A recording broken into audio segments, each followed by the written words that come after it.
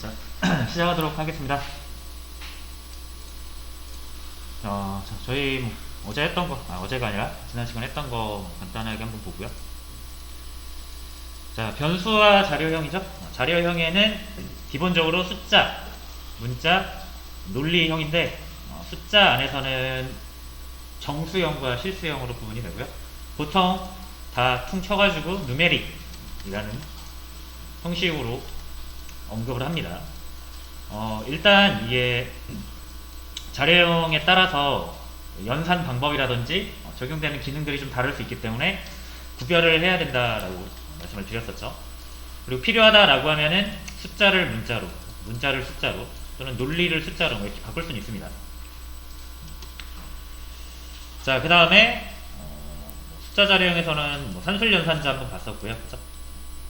문자 자료형에서는 이제 문자를 붙이는 페이스트라든지 아니면은 여러 개의 문자를 동시에 붙여서 출력하는 캣이라는 출력, 그리고 이스케이프 문자라는 것을 살펴봤었고요. 그죠?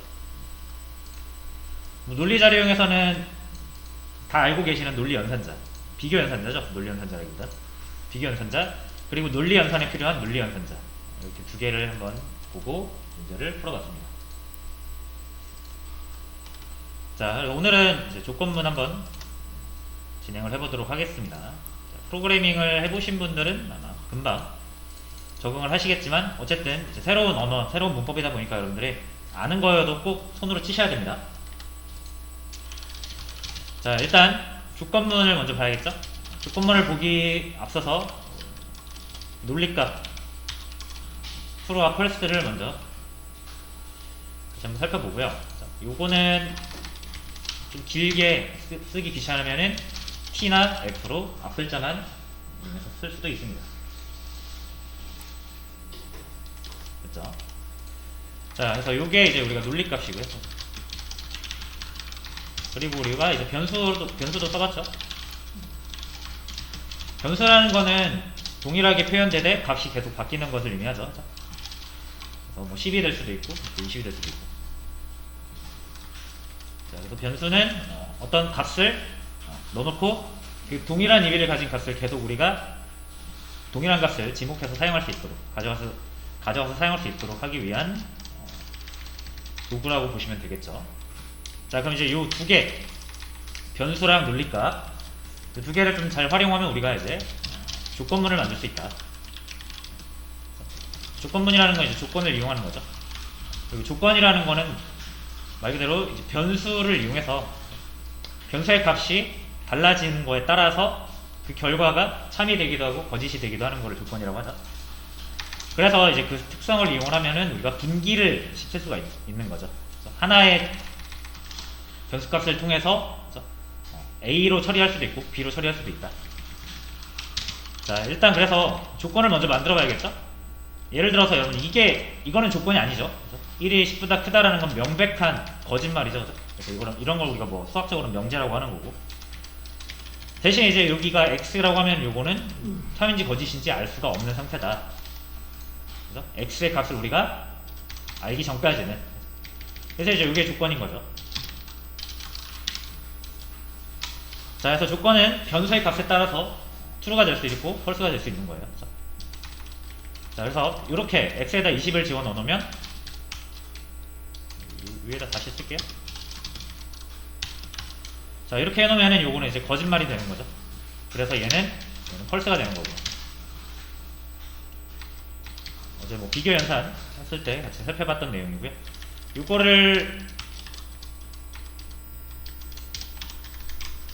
5로 줘놓고 15로 할게요. 15 해놓고 이제 이 조건을 똑같은 조건을 그대로 보면 다시 true라는 결과를 반환을 한다. 자, 그러면 이제 조건문은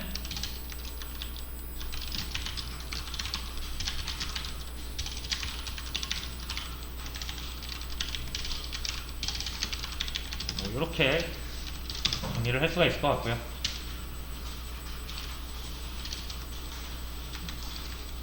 자, 그러니까 조건이라는 건 결국 A 아니면 B잖아요. 그죠? 참이냐 거짓이냐, true냐 false냐. 그죠? 맞을 수도 있고 틀릴 수도 있는 거예요. 그죠? 조건이라는 건. 맞았을 때는 어떻게 하고 틀렸을 때는 어떻게 하라, 이렇게 할 수 있는 거죠. 자, 그래서 영어에 if를 씁니다. 만약, 그죠? 만약에 조건이 맞다면, 조건이 맞다면 실행해라. 이런 구조가 완성이 됩니다. 자, 그래서 이제 이 조건에는 결국 우리가 조건을 뭘로 귀결하냐면 그 논리값으로 귀결을 하니까요. 여기에는 이제 논리값이 와야 되는 거예요, 사실상. 그죠?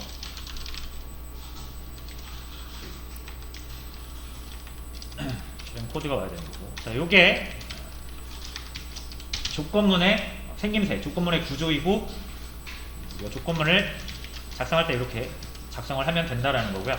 자, 이제 한번 진짜로 실행을 해볼게요. 요 괄호 안에다가 논리값을 넣어야 돼요.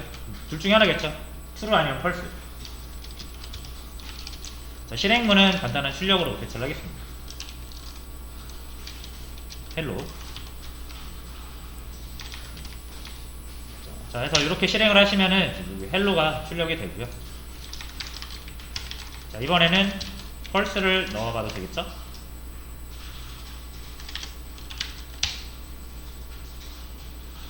자, 근데 이제 여기서의 이 실행 결과를 보시면은 hello는 출력이 되는데 by는 출력이 안 된다. 그렇죠?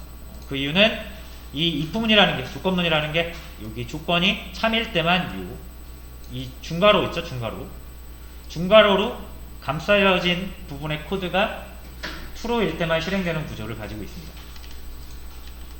false일 때는요, 이 중괄호로 감싸여진 코드가 실행되지 않는 거예요. 그래서 주의하실 점은 조건문은 어디에? 중괄호로 감싸여져 있는 부분에만 적용이 되는 거예요. 그래서 그 밑에 우리가 여기에다가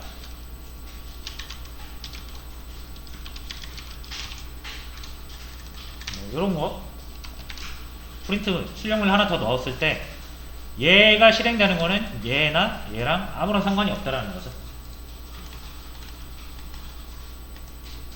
그래서 이 조건문에 해당하는 건 이렇게 중괄호로 감싸여진 애들만, 감싸여진 부분만 영향을 받는 것이고요. 그래서 열린 게 시작이고 닫히는 게 끝이겠죠. 여기도 마찬가지고요.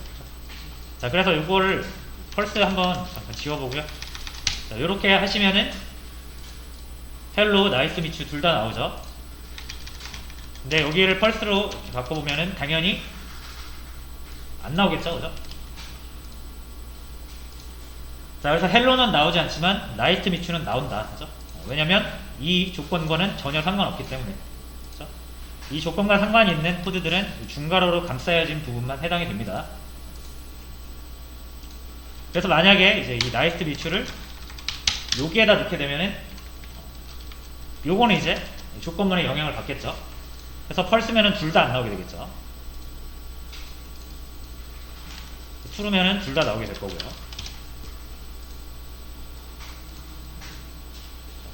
그래서 이렇게 중괄호로 묶어서 조건문을 세우시면 됩니다.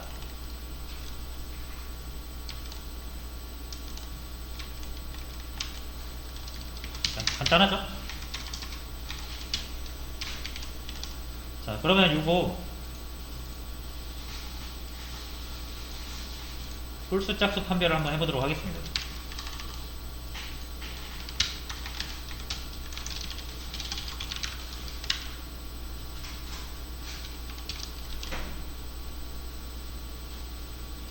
자, 잠시만요.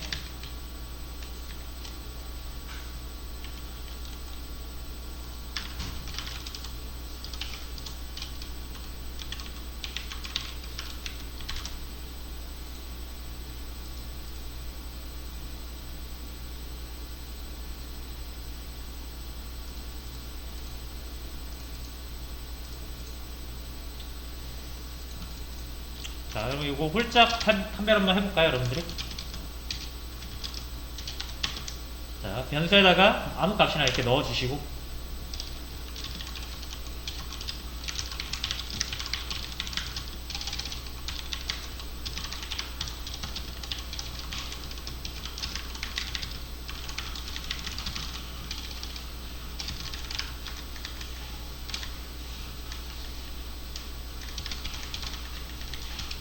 자, 문제, 요 간단한 문제.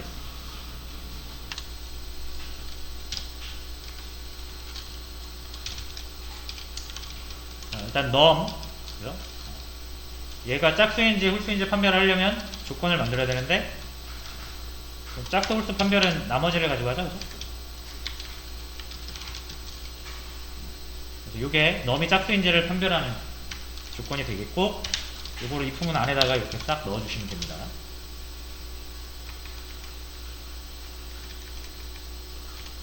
자, 그래서 만약에 0이 맞으면 짝수잖아요, 그죠? 이때 이제 출력을 해주시면 되고.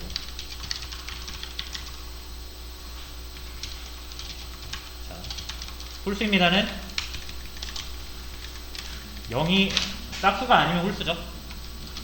이렇게 홀수입니다 하시면 되겠습니다. 자, 해서 여기를 바꿔보면서 하시면 되고요. 홀수입니다. 홀수입니다가 나온다고 자, 요것만 나온다고 해서 요것만 실행되는 게 아니라 그러니까 요것도 실행이 된 건데 여기까지만 실행이 되고 요 부분은 점프를 한 거죠. 반대로 여기다가 10을 이렇게 해서 하게 되면은 요것도 실행이 된 거고요. 그죠? 여기까지도 실행이 됐을 거고요. 근데 여기서 이제 true가 아니다 보니까 여기를 건너뛰게 되는 거죠.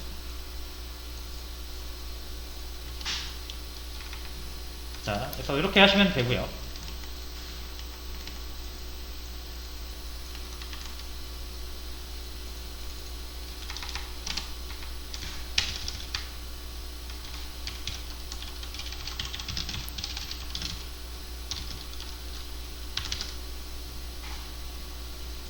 자, 그 다음에 이제 여기에서 이제 조건을 보시면은 이게 둘 중에 하나잖아요, 그죠? 맞거나 틀리거나.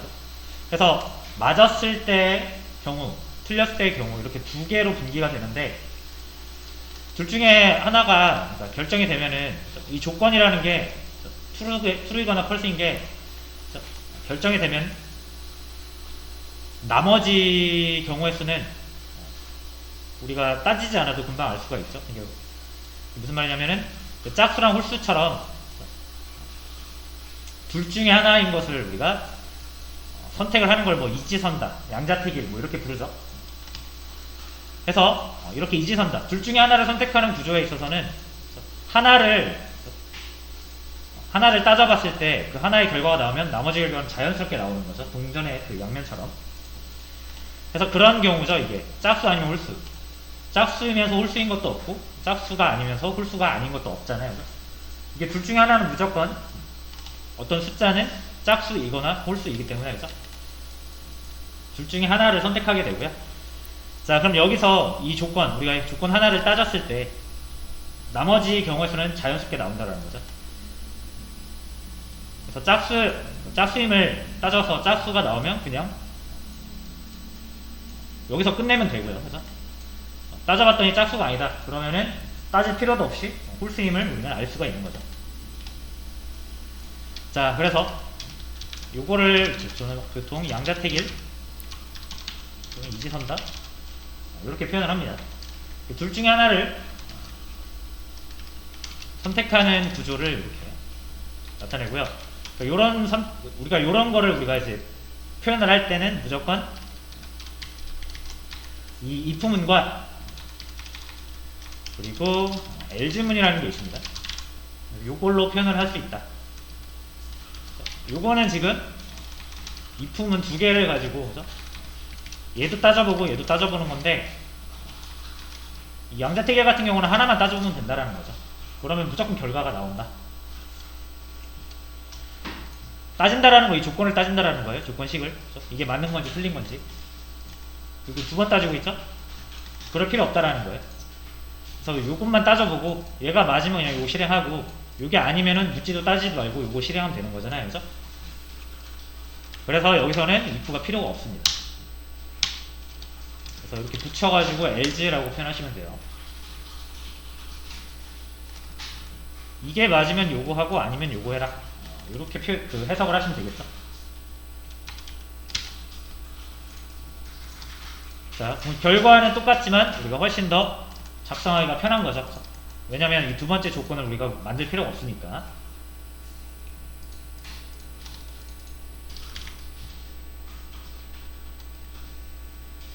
됐죠? 자, 그러면은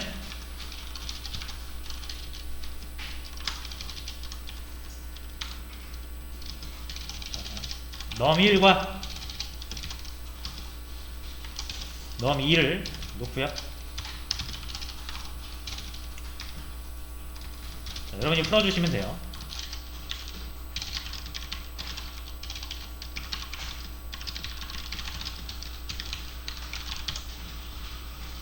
자, 더 큰 수에서 더 작은 수를 빼주시면 됩니다.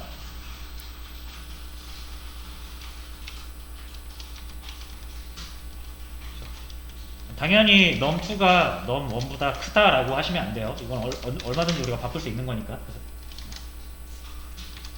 뭐가 더 크든 간에 큰 거에서 작은 거 빼주시면 됩니다.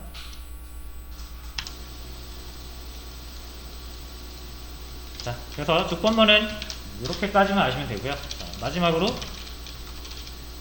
요거 한번 해보시죠.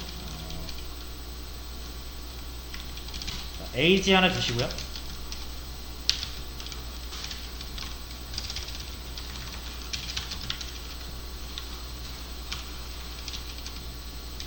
나이가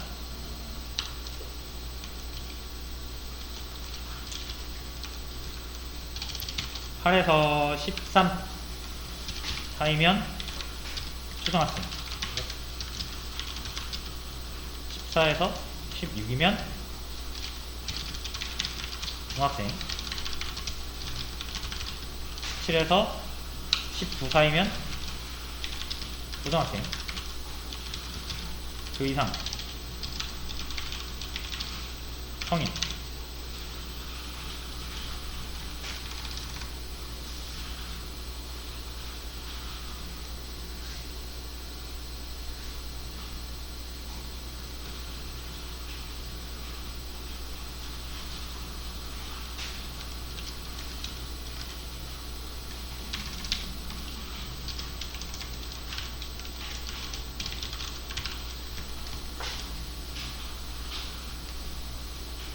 이렇게 한번 해보시면 될 것 같습니다.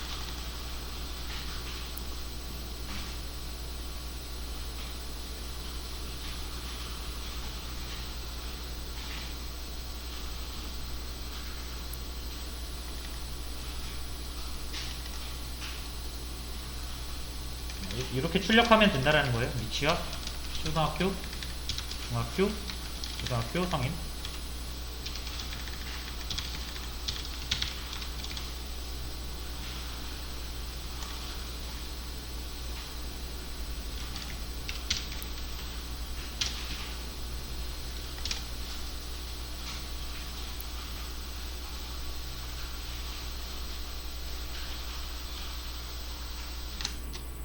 자, 일단 요거 한번 같이 풀어보고요. 쉬는 시간 갖도록 하겠습니다. 요거 조건이 이제 5개죠, 5개. 요거. 자, 기본적으로 조건은요, 하나의 조건당 if는 하나입니다. 자, 근데 이제 여기에는 또 숨어있는 게, 요게 조건이 하나가 아니에요, 그죠?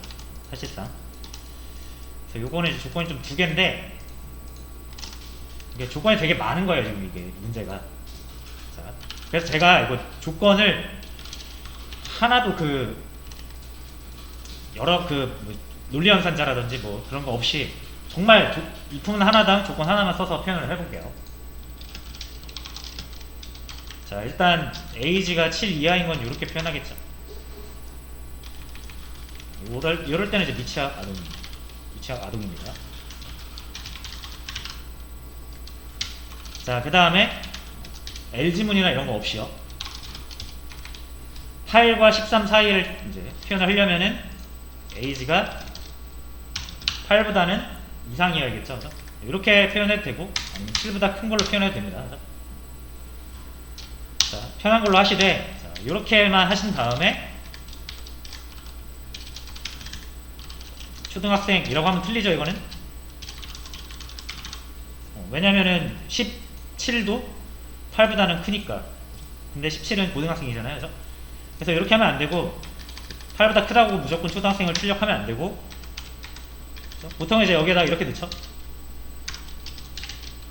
논리 연산자를 통해서 13보다는 작거나 같아야죠. 논리 연산자도 사용하지 않으면 어떻게 표현할 수 있죠? 이렇게 표현해야 되잖아요.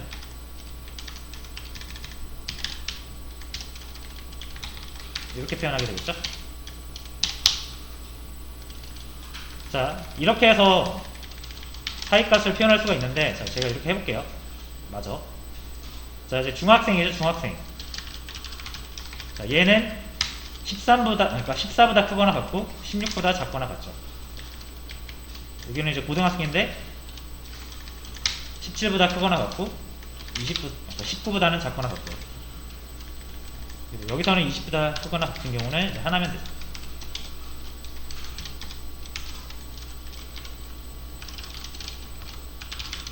잠시만요. 성인. 이렇게 해서 표현할 수는 있습니다. 그죠? 그러니까 요거는 우리가 어떤 문법적인 도움을 전혀 받지 않고 조건문만 이용했을 때 이렇게 만들 수가 있는데 이제 되게 좀 길고 복잡하단 말이에요. 그죠? 자, 그래서 이제 여기서 좀 활용을 해볼 수가 있는 게 얘를 이렇게 하면 좀 편하다라는 게 논리 연산자의 어떤 장점인 거고 이 품은 하나의 조건을 여러 개 표현할 수 있다라는 게 장점인 거죠. 그래서 요거를 여기다 넣는데 이제 사이값 같은 경우가 대표적인 엔드 연산이라고 그랬죠 제가. 14와 16 사이 인지를 따질 때는 엔드 연산으로 하시면 됩니다. 자, 그래서 이렇게 일단 한번 조금 더 좋게 고쳐보는 거예요. 이렇게. 자, 이렇게 해도 이제 결과는 똑같이 나옵니다. 그렇죠? 자, 근데 이제 만약 여러분들이 이 이품문이 그냥 이렇게 LG 없이 5개가 나열되면 얘랑은 아무런 상관이 없는 거예요. 그렇죠? 그래서 얘가 맞고 틀리고가 얘한테 전혀 영향을 주지 않는 상태입니다. 그렇죠? 하지만 우리가 조건을 잘 줘놨기 때문에 실행은 잘 돼요. 자, 근데 만약에 이제 여러분들 여기서 LG를 이용해가지고 연결을 해주시면은 이 5개의 조건이 서로 이제 연관이 되는 거예요. 이렇게 만들어지겠죠? 자, 그러면은 LG를 붙였을 때랑 안 붙였을 때 차이는 뭐냐면 LG를 붙이면 이제 여러분들 뭘 뺄 수 있냐면 요거를 뺄 수 있어요. 요거 빼도 돼요. 요거 이렇게 빼도 됩니다. 이것도 빼도 돼요. 그래도 잘 작동하고요. 자, 그럴 수 있는 이유가 age가 7보다 작으면 제가 아까 이 LGif가 뭐라 그랬냐면은 다지선다, 다자택 1 하나 선택하는 거예요. 이 5개 중에 하나 선택하는 거거든요. 근데 만약에 나이를 따져봤더니 7보다 작아요. 미취학 아동 결정 났죠? 그럼 끝나는 거예요. 더 이상 뭐 실행되지 않습니다. 근데 이게 아니에요. 7보다는 크대요. 그러면 이제 이거 따져보는 거죠. 근데 13보다 작은 게 결정이 났어요. 이거 실행할 이유가 없잖아요. 어차피 하나만 실행하는 거니까. 그래서 여기서 선택되고 밑에는 선택되지 않습니다. 여기까지 내려왔다라는 거는 7보다 크니까 여기까지 내려온 거잖아요. 7보다 작으면 여기서 끝났겠죠. 그래서 LGif를 작성을 하시면 우리가 작성해야 될, 표현해야 될 코드라든지 조건이 확실히 많이 줄어들게 되는 거죠. 그래서 이렇게 쓰시면 된다.